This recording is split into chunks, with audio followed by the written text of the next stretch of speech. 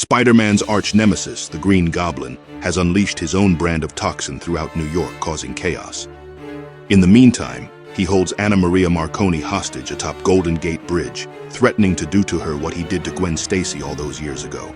Eyes wide open, Miss Marconi. I'm dying to know what you think of the view. See, you're not in my dungeon anymore, princess. You're up in the tower now. Oh God, please! I don't want to... Takes your breath away, doesn't it? The Goblin Underground is no more. Look upon my new kingdom. New York has fallen. Behold, my Goblin Nation. But all hope is not lost. That's because Peter Parker, the one and only alter ego of Spider-Man, has finally reclaimed his body from Otto Octavius.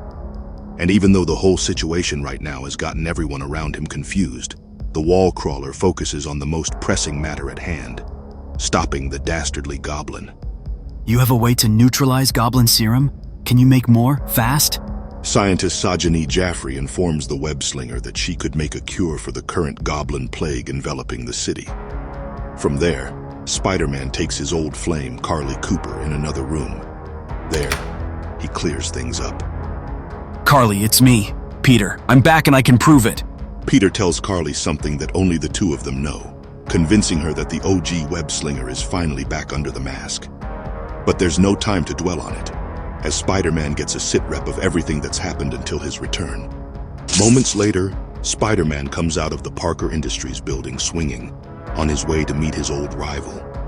But if there's one thing you can trust Peter would do at times like this, it's to check on his best girl. Secure line, call Aunt May. Suffice it to say that the wall crawler is more than relieved to find out that sweet old Aunt May is safe and sound with the rest of their friends and family. In the meantime, Peter makes a quick stop to round up a gang of goblinized hoodlums wreaking havoc on the streets of the Big Apple. When Spidey comes to, he wastes no time to leave the other heroes and head for the place he saw in his vision. Think that's all of them. Not quite. Miguel O'Hara, what are you doing in this time? However, the time-displaced superhero known as Spider-Man 2099 still hasn't caught up to the news that Peter Parker is back. So he replies to the wall crawler with a firm grab on his neck. You left me to fight all those shocking robots so you could change costumes? Did you even try to save that girl? Wait! I was brain-swapped with Doc Ock, so I don't know what's been happening. But I'm off to fight the Green Goblin and I could use some help. Old buddy? Old pal? Hearing Pete's speech pattern makes Spider-Man 2099 come to a conclusion. Yeah, that sounds just stupid enough to be right. Let's go. And so, the two spider-themed heroes make their way to the Goblin's location. But first, Peter does Earth's mightiest heroes a solid by taking out another one of his rogues. Hobgoblin, right? New outfit. Same glass jaw. Bah!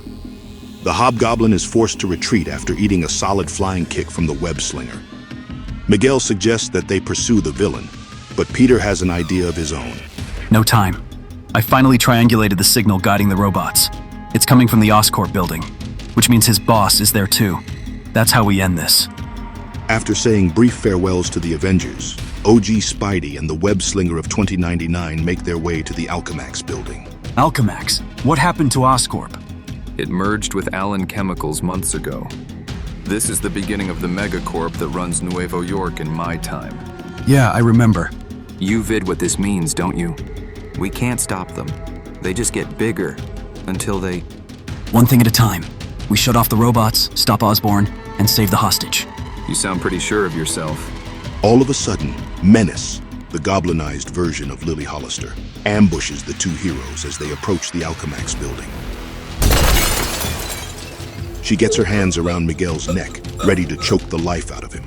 What she fails to notice is the other spider crawling behind. You want to talk sad, Menace? That helmet. Your hair. And with that, Spider-Man administers a dose of the cure on the goblinized she-villain, forcing her to turn human again. Shortly after, Peter and Miguel enter the building where they're greeted by Norman Osborn's freaky grandkid, Normie, along with his mom, Liz Allen. Sneaky Alchemax executive Tiberius Stone tries to get the jump on Pete, but Miguel answers this with a crisp right cross to the man's face. Maybe I can't change the future, but holy shock, that felt good. With that, the two Spider-Men decide to split their duties. with Miguel in charge of bringing Normie and the others to safety, while Peter handles his old nemesis. And soon enough, we get our much-awaited showdown. Not knowing what has happened up until now, the Green Goblin still assumes that it's Otto under the spider mask. And here he is at last, the hero of our little drama, just in time for the thrilling climax. But wait, a twist. The hero isn't one at all. In fact, he never was. Really, Otto, you're just embarrassing yourself with this charade. Granted, you are never on my level, but being a bad guy suited you. Saving that little lady is your last remaining achievement as Spider-Man. When it all goes boom, you'll have nothing left. But the dastardly villain realizes he's up against the OG when he hears one of Pete's classic quips. Except the dignity of knowing I never carried a man purse. It's you. The one and only. And so, the web slinger wastes no time to give his old foe the business as the Green Goblin sets up a timed charge with one of his grenades. But time is not a factor for a newly revitalized Spider-Man. First, he catches one of the Green Goblin's boomerangs and hurls it by the trapped Anna Maria, who uses it to free herself from her restraints. Meanwhile, the Spider and the Goblin duke it out above the skies of Alchemax. You think I'm afraid of you? I've beaten you before. I've crushed you. Yeah, you're great against rookie Spider-Man. And this time Spider-Man is not holding back. But I've crushed you too. The web slinger breaks Norman's wrists with a single squeeze, but the Goblin counters with a headbutt. Their scuffle ultimately makes Peter let go of the cure he was supposed to administer his eternal foe. But he does get to unmask Norman. On the other hand, Spider-Man is shocked to find out that someone who looks entirely different is under the Goblin mask. But as the villain puts it, That's the point, you imbecile. I am Norman Osborn, but my face was too well known, too compromised, so I changed it. with the whole Scooby-Doo situation out of the way, Peter Parker proceeds with his ultimate plan, as a swarm of spider bots crawl over Norman's face. See, with your goblin protocols in effect, none of the mini spider bots I brought with me could see you. What? Hope you enjoy all those little guys, Osborn. Everyone's loaded with a goblin cure, courtesy of the late Otto Octavius. Spider-Man even manages to go full action hero and rescue Anna Maria the moment Norman's time charge goes off. On top of that, Norman gets arrested midair. I don't understand. Why? Why'd you fall? 'Cause your goblin strength's gone. Why'd I save you? Because I'm Spider-Man, and when I'm around, no one dies. Even you. In a cruel twist of fate, Norman gets away when Liz blasts Spider-Man with Tiberius's spider sense jammer. She feigns that it was an accident, though she has shady plans of her own.